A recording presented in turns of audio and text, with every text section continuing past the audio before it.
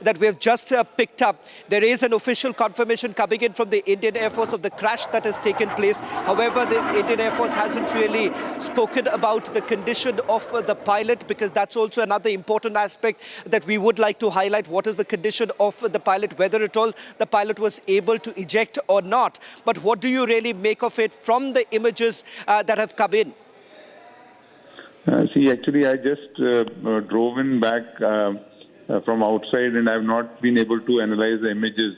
But what I can tell you is Tejas has performed brilliantly in many air shows over the last 5 to 10 years.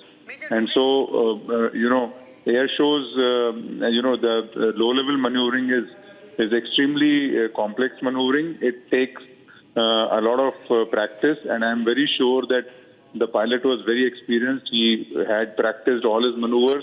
But what actually happened is it is too premature to even hazard a guess on what has happened.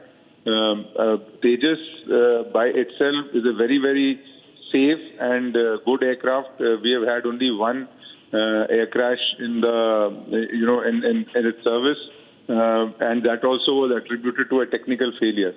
So Tejas being a very safe and very good aircraft, it is, I think, at this point in time, it would be premature to, reach any conclusion. But Marshal Kapoor, can I just quickly ask you this? I'll try, and because I'm sure that you've not been able to see the videos, but what I can see from the images that have come in, and because almost everyone wants to really know what really happened. This happened a little after 3:30 this afternoon, because when I spoke to a source of mine at the Dubai Air Show, I was told that this was around 3:30 this afternoon, and it seems that there was a faster deacceleration that actually took place, and what essentially happened was it nosedived. It completely nosedived.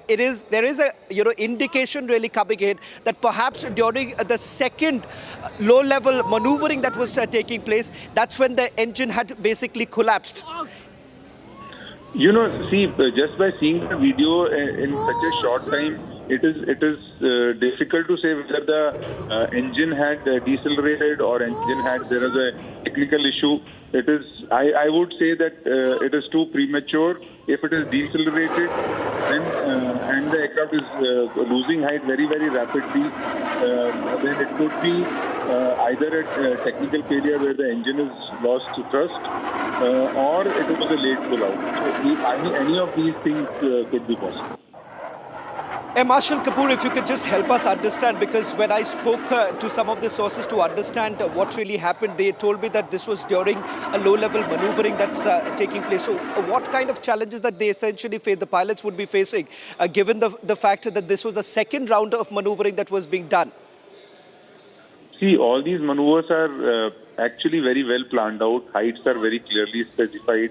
No-goes are clearly specified, and so there is a bit, but because you are so low, the chance of, the margin of error is very, very little. And so with repeated practices, I do not think the pilot would be making a mistake like this, but anything could have happened.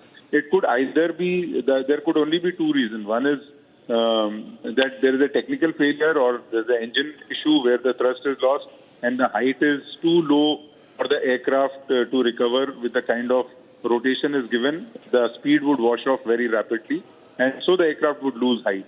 And the other is if there is an error in terms of judging the pull-out height for the pilot.